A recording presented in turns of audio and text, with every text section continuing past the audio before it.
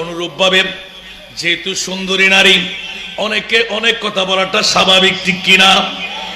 অনুরূপ ভাবে শাহ ওয়ালি কালান্দার রাদিয়াল্লাহু তাআলা আনহু প্রত্যেকদিন শীতকালীন মৌসুম, গরমাক্ত মৌসুম, যাত্রাপথে দধি তো আর সব সময় মানুষ খায় না, গরমাক্ত মৌসুমের মধ্যে পান করে বেশি দধি, ঠিক না? বরফ দিয়ে ঘাটা। এখন ওই বুড়ি তথা বেশি বেশি বয়সী না, ওই মহিলা দধির গাঁটুরিটা মাথার উপর নিয়ে শুধু বলতো দধি দধি দধি, জোরে বলুন না সুবহান। যার মন চাই খেয়ে নিত। আর হযরতে সৈয়দনা শাহ ওয়ালি কালান্দারকে দেখে একটু মুস্কুরাহাট দিয়ে দিলেন, এই মেয়ে দধি বিক্রেতা, আমাকে এক গ্লাস দধি দিবি কি? সুবহানাল্লাহ। মেয়ে বললেন, ওয়ালি কালান্দার তুমি ফকির বেটা, তুমি কি বেটা? গভীর মনোযোগ, কি বেটা? একটু খেয়াল রাখবেন।